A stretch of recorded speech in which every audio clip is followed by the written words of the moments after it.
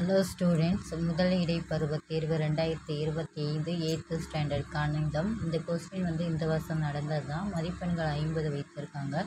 First Roman சரியான விடையை தேர்ந்தெடுத்து இதில் ஒரு 3 கொஸ்டின் கொடுத்துருக்காங்க. ஸோ 3 மார்க் நம்மளுக்கு கொடுத்துருக்காங்க. செகண்ட் ரோமன் கோடிட்ட இடங்களை நிரப்புக.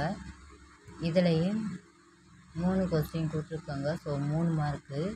தேர்ட் ரோமன் சரியா தவறா என எழுதுக. இதுலேயும் 3 கொஸ்டின் 3 மார்க்கு. ஃபோர்த் ரோமன் பொறுத்துக. இதுலேயும் 3 கொஸ்டின் கொடுத்துருக்காங்க. ஸோ 3 மார்க் கொடுத்துருக்காங்க. அடுத்த ரோமன் எவையினும் 5 வினாக்களுக்கு விடையளி. இது 2 மார்க் கொஸ்டின். ஸோ 5 கொஸ்டின் எழுதணும். ஸோ 5 கொஸ்டின் எழுதணும் அப்படின்னா நம்மளுக்கு 10 மார்க் கிடைக்கும்.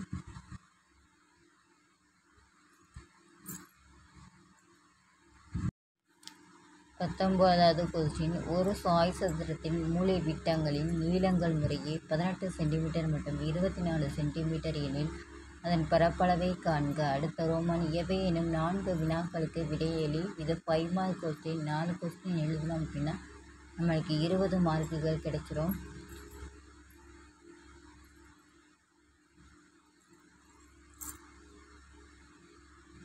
அடுத்து 25வது கொஸ்டின், பழத்தில் நிழலிடப்பட்ட பகுதிகளின் பரப்பளவை காண்க.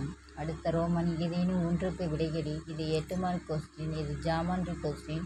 ஏதரால் கொஸ்டின். நம்மளுக்கு எந்த கொஸ்டின் தெரியுமோ அந்த கொஸ்டினுக்கு ஜாமெண்ட்ரி வரையணும்.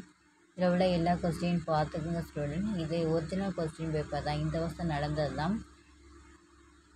உங்களுக்கு இந்த வீடியோ பிடிச்சிருந்தால் லைக் பண்ணுங்கள், ஷேர் பண்ணுங்கள், சப்ஸ்கிரைப் பண்ணுங்கள். தேங்க்ஸ் ஃபார் வாட்சிங் ஸ்டூடெண்ட். அடுத்த கொஸ்டின் அடுத்த வீடியோவில் பார்க்கலாம்.